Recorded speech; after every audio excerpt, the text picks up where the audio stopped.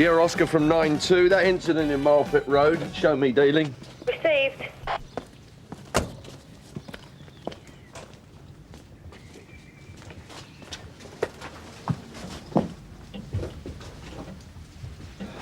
I think we've lost her. I reckon she's been lying here all weekend. There was a faint pulse, Sarge. I tried to keep her going. I'm sure you did, Debbie. Who found her? A neighbour, Mrs. Sharp.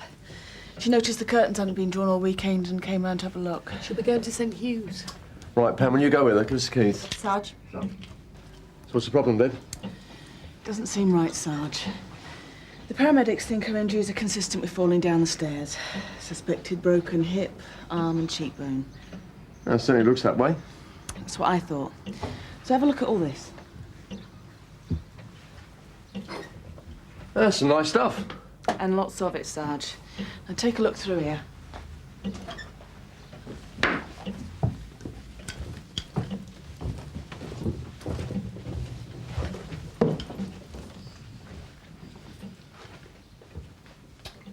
Right. Oh, just because she slept down here doesn't mean she never went upstairs. Yeah, but there's something else, Sarge. Have a look upstairs.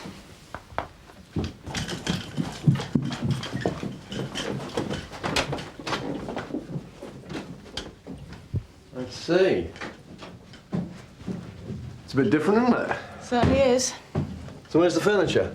Don't look like she lived up here at all, does it?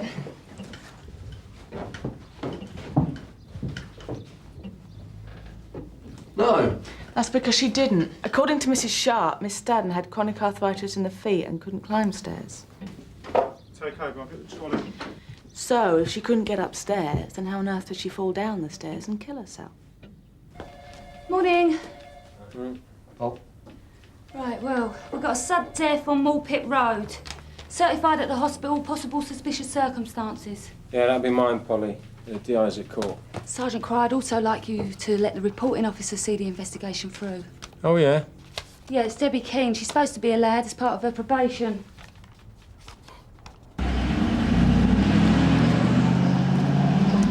I'll wait for CID. If you can have a word with Mrs. Sharp, see if she can tell us anything else. Right, Sarge.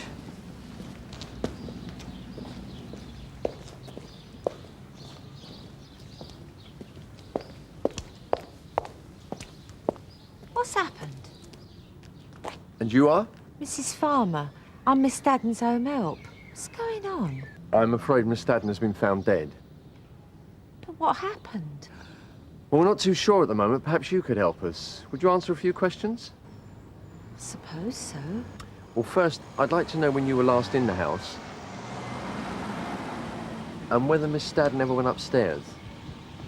Could you hold on for just a moment, please? Danny? Tosh? Sarge?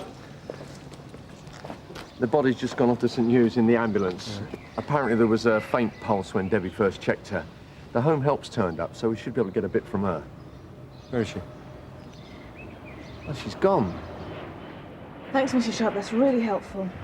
Debbie, have you seen a woman go this way? Dark hair, 50s, green jacket. Yeah, that way a couple of minutes ago. What's happened?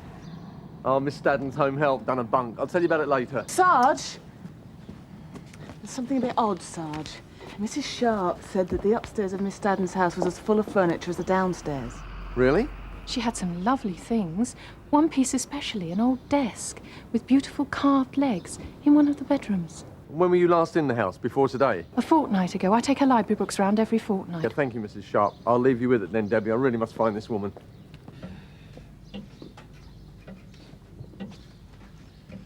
Well, there's nothing to go on as regards the death, Sarge. No sign of a struggle or any disturbance. Well, she didn't pitch over of her own accord, did she? No.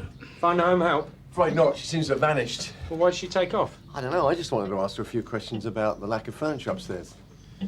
Yeah, I noticed Miss Staddon lives down here. So why was she making her way up the stairs? Yeah, especially if she's arthritic. The woman who found her, Mrs. Sharp, says there was a lot of furniture up there when she last looked. And some nice pieces, according to her. Yes, Sarge, but the weekend before last, she said she saw Mrs. Farmer, that's the home help, loading some furniture into an estate car with a young man. She said she thought it was a bit odd, but, you know, wasn't sure if she should interfere. Right, do you get a description of this man? Young, good-looking, wearing glasses, about 5'11". Get down the social services, Debbie. Get an address for Mrs. Farmer. Tosh, check the neighbours, see if anyone else saw this man. Sarge? Morning. Derek Hotham, home care manager. Sorry to hear about Miss Staddon, but don't quite understand what all this has to do with Mrs. Farmer. We'd just like a quick word with her, routine inquiries. Do you have her address? Yes. Come with me. Is it anything to do with missing furniture and effects? You'd better come in.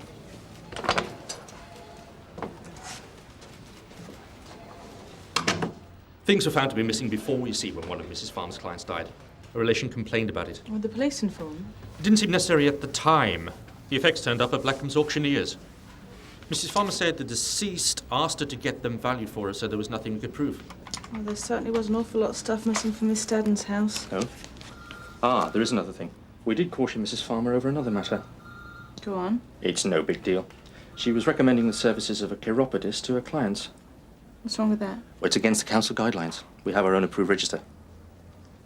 I gather Miss Staddon had no family, no next of kin. No. There is a friend, though, a Mrs. Gladison. Well, someone will have to tell her. She'll be very upset. Or would you like me to tell her for you? Would you? They were very close. It's very kind of you to let me know. At my time of life, death comes as no surprise, of course. But I get fed up with finding out in the local paper. It's no trouble, Mrs. Gladison. Would you like a cup of tea? I really must get back on the beat. Oh, no one's time for anything these days. All right. I'd love one. Thank you. I could tell you a bit about Alice. You laugh, you know. Alice and I did everything together. We even got arthritis together. And we shared the same chiropodist. You need a chiropodist for arthritis? Of course. You've only got to put on a shoe and you get pressure sores. Mrs. Farmer, our home help, she recommended him. What's his name, Mrs. Gladison? Tony. I forget his surname. Yeah, there's no sign of Mrs. Farmer at her house, Gov. She's done a complete bunk. No sign of the missing furniture either. No, not in her place. Alan's checking the auctioneers now. Right, keep me posted. Right. That's interesting. It's Debbie Keane, Sarge. She's got some more information on the young man with the estate car. It's the old girl's chiropodist. Chiropodist? Yeah, Debbie's just trying to get her surname now. He doesn't sound much of a villain to me. Thank you very much. He's been helping Miss Staddon and Mrs. Gladison pay their gas bills. Yes, Deb? The auctioneers remember, Yeah, Deb's and I'm right. selling this stuff in your list, Sarge. Right, selling it, not valuing it. Oh, no, they're definite. There's one item they particularly noted. This 18th century oak bureau with sloping fall front and 4 chamfered legs. 1,475 quid, and that's the name of the settlement cheque. Sarge? Yeah, just a minute, Tosh. No, Sarge, it's Debbie. She's got the full name of the chiropodist.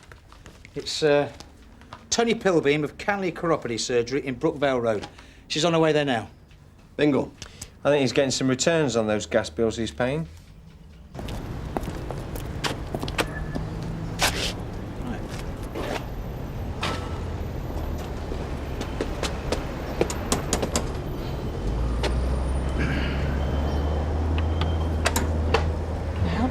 It's all right, Jackie. Gentlemen? Mr. Pilbeam. Yes? I'm D.S. Pierce. This is D.C. Lyons, Sunhill. Can we come in? Of course. Sit this way.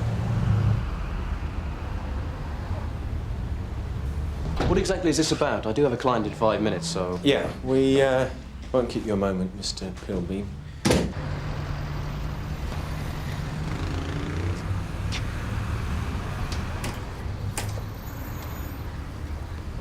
Mrs. Farmer? Do you know an Alice Staddon? Yes, Miss Staddon is a patient of mine. When were you last at her house? 10 days or so ago. Why? I have to tell you that Miss Staddon was found dead this morning. I am sorry. And we were wondering why your name was on a cheque for furniture taken from her house and sold at Blackham's auctioneer. I see what this is all about. Right. So you can explain it then. Of course I can. I simply sold some items for Miss Staddon. And put your name on the cheque? Yes. She wanted cash, you see. You know the elderly. Excuse me, Mr. Pilbeam. Leave me alone. I need a word, Sarge. Yeah, just a minute, Debbie. Yeah, but this is Mrs. Farmer, Miss Staddon's home help. I found her coming out the basement. You two know each other? Mrs. Farmer is a patient of mine. I thought you'd gone home. So you already knew that Miss Staddon had died? Mr. Pilbeam? It was his idea to sell the furniture. I didn't want to do it at all. Mrs. Farmer, what are you talking about? Right, well, whatever it is, you can talk about it at the station. You're both under arrest for suspected theft. Mrs. Farmer led me to believe Miss Staddon wanted the furniture sold because she wanted to raise some money. But Mrs. Farmer gives a different version of events. She says it was your idea to sell the furniture, and you concealed the fact that she was in your basement. She turned up in a terrible state, saying she hadn't had permission to sell the furniture after all. Downstairs is a restroom, Sergeant. I was just trying to help her relax. So you knew you'd both done something wrong, even before we arrived? I knew she'd done something wrong. I didn't want to get her into trouble. Doesn't look like honesty is her best point, does it? And what about Miss Staddon? Did you talk to her about it? She was at the daycare centre when we went round to collect the furniture. I assume Mrs. Farmer was all above board. I never thought to question her. What happened to the cheque, the proceeds from the sale? I cashed it and gave the money to Mrs. Farmer to hand over to Miss Staddon. All I did was sell some furniture for a patient. That's not a crime, is it? You try to help someone and look where it gets you. He's lying. It was him that told me we had permission to sell it, that she said we could split the money between us. And you believed him? He said it was her way of saying thank you. I told Miss Staddon how grateful I was. I thought she seemed confused. So why did you run off when Sergeant Cry was asking questions this morning? I knew I'd broken the council guidelines. We're not supposed to take gifts of any kind. Mr. Pilbeam told us he gave you all the proceeds to give to Miss Staddon. No, he's supposed to be giving me a share, but I haven't seen any of it yet. He hasn't given me a penny. Mrs. Farmer, how do you explain the fact that Mr. Pilbeam was paying Miss Staddon's gas bills for her, and those of her friend Mrs. Gladison? Does that sound to you like someone who'd want to take a backhander from an old lady? I don't know. It's not as if it's the first time, is it? That you've been suspected of taking clients' personal belongings. I've told you. Mr. Pilbeam told me that Miss Staddon had asked him to sell the furniture for her. I didn't steal anything. Looks like she's the one who needs the money. And Pilbeam? Thinks he's a bit of a charm massage. Gives me the creeps. Yeah. I mean, even if Mrs. Farmer did suggest selling the furniture, why did he have to get involved? And if we believe his story, how do we prove he gave the money to Mrs. Farmer to give to Miss Staddon? Well, maybe they're as guilty as each other. Fell out dividing up the spoils and Miss Staddon caught for it in the middle. Mrs. Farmer helped Pilbeam find his chiropody clients, didn't she? According to that social services bloke. OK. You and Tosh get down to Pilbeam's place. Check out his story with his receptionist. What story? Well, he's Mr. Generous, right? Now, when I checked the appointments book at his surgery, the page was virtually blank. Maybe he's more strapped for cash than we think, Debbie. Finish at lunchtime? Yeah. Well, Mr. Pilbeam had to cut me back. He's still just starting, you see. Then could we just have another look at his appointments book before you go? We just want to check something that you told us. Won't take long, Jackie. Nothing to worry about. There you go. Thank you.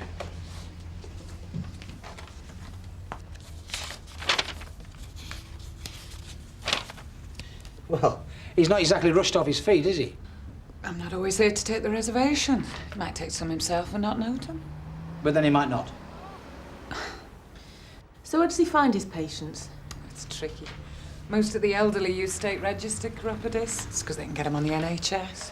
Sometimes they have to wait a while for home visits, so they use chiropodists like Tony. And what sort of chiropodist is that? Did it by correspondence course. Never set eyes on a foot till he opened up. Don't tell him I told you that. I won't. Well, thanks. OK, the PM results are through. Miss Staddon definitely fell from her height. Time of the fall was last Friday afternoon, 3 days ago. And what's more, the state of the arthritis in her feet would have made it impossible for her to climb stairs. So who took her up them? So how'd she get up the stairs? I don't know. I really don't know. I wasn't there. You had a nice little racket going, didn't you? You and Mr. Pilbeam. You found his old ladies for him and he gave you a backhander. Nice bit of pocket money. Trouble is, Mr. Pilbeam comes out squeaky clean, what with paying those old ladies' gas bills. Which doesn't look too good for you, does it? Where were you last Friday between noon and midnight? I was at home. I do washing and ironing for my old ladies. I watched some telly. Alone? didn't do anything to Miss Stadden. Mr. Pilbeam made me help him sell the furniture. He was blackmailing me. Really? We met a year ago when he was just starting off. He needed clients. I needed the money. I just couldn't cope on what the council pays. So you swap clients for backhanders? But being a home help now, it's not like it was in the old days when you were really appreciated. Little gifts at Christmas, the odd fiver. And why not? We're like family to them. We're all they've got. Which is why the councillor's guidelines, I presume. It's £5 an hour for doing what we always did, plus what the district nurses used to do. Would you empty catheters for that? Change the incontinent? So, it's tough nowadays. Join the club. Mr. Pilbeam was threatening me. He said that unless I helped him sell the furniture, he'd tell the social services about our arrangements. They'd have sacked me. I had no choice. But you were still prepared to take what you thought was your share of the money. We checked Pilbeam's patient list for social services, and almost everyone is registered with them for domiciliary care with Mrs. Farmer. Yes, when one of her clients needs a chiropodist, she introduces him to Pilbeam in return for a small fee. About 30 quid a throw, according to his receptionist. Something of a symbiotic relationship, I'd say. So if they've got such a nice little number going, then why are they calling each other liars? Perhaps they became greedy. Sorry, Gov. Got here as soon as we wrapped Mrs. Farmer up. Did you get anything? She's put her hands up for the theft of the furniture, but she says that Pilbeam was blackmailing her, and she swears that Pilbeam had the money from the sale. So does that make any sense? Well, Pilbeam needs the money. His business is doing very badly. And if it wasn't for the clients that come care of Mrs. Farmer, he's going to the wall. Then why the hell is he paying off these old girls' gas bills? And what was Miss Stadden doing falling down a flight of stairs that she couldn't even climb? Debbie, Well, sir, we don't often get a spectator. So who would you be questioning? well, there is one other person who was being treated the same as Miss Stadden, the gas bills and TLC. I'd be having a word with her. Mrs. Gladison. If we can find out why a hard-up chiropodist is paying her bills, we might find out what he was playing at with Miss Stadden. Anything interesting, Debbie? Very, sir. Will you tell Mr. Meadows what you were telling me? Well, this young lady got me thinking just now with your questions about Tony, and I wondered if I hadn't been a little foolish over him. How do you mean? Well, after you left, I made some phone calls. And do you know, it's not only my gas bills and Miss Stadden's he's been paying, but at least 6 others. Pilbeam must be shelling out hundreds. Why? That's what I wondered. Then I realised we're all on our own, Miss Stadden and everyone he pays the bills for. We've got no family, no relations. 2 or 3 already have made him their beneficiaries. And my friends tell me that includes Miss Stadden. Do you mind if I use your phone? Of course. I found a new witness, Gov, a neighbour who was out earlier. She phoned in to say that she remembered seeing a young man answering Pilbeam's description, visiting Miss Stadden around tea time on Friday. Excellent. So we can place him at the scene. But why would Pilbeam want to harm Miss Stadden? He stood to inherit everything soon enough. That's what we need to find out. Danny, it's your interview. Who do you want to take with you? Come on.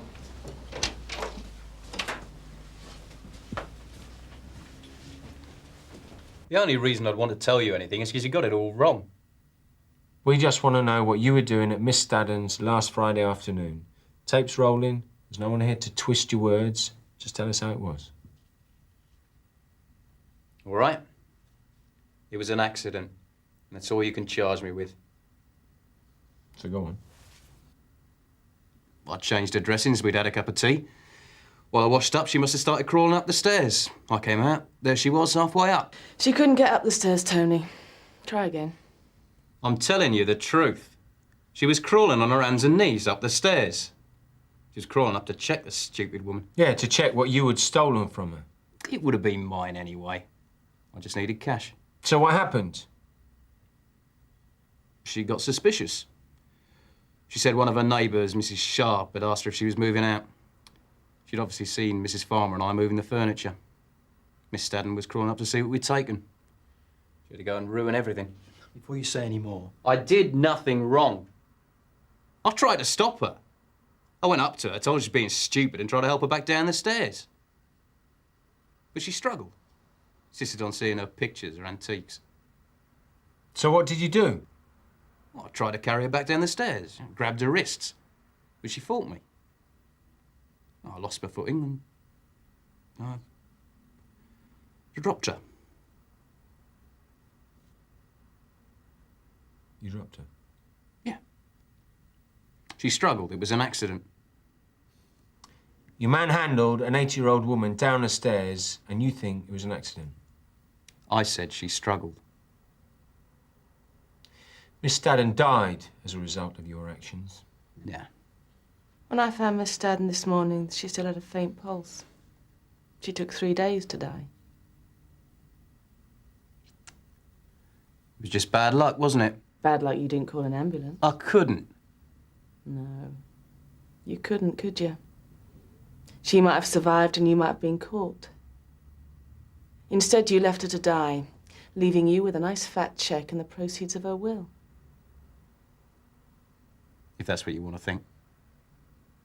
But it was an accident. An assault at most. That's all I'm going to admit to. That's all you'll ever prove. Mr. Pilbeam, I'm arresting you for the manslaughter of Alice Staddon. Leave it out. You do not have to say anything, but it may harm your defence if you do not mention, when questioned, something which you later rely on in court. Anything you do say may be given in evidence. Interview terminated at 14:05. Manslaughter? You must be joking. I barely laid a finger on her. I'll be out in a few months on the assault with all that money waiting for me. Will you tell him or shall I? Go ahead. No, second thoughts. You can tell him, Debbie. I think you've earned it for today. Sarge? Well, don't you know your civil law? Of course. Do you mind letting me in on the secret? Certainly. You haven't exactly helped yourself admitting to the assault, Mr. Pilbeam. You've given the CPS a strong case for manslaughter.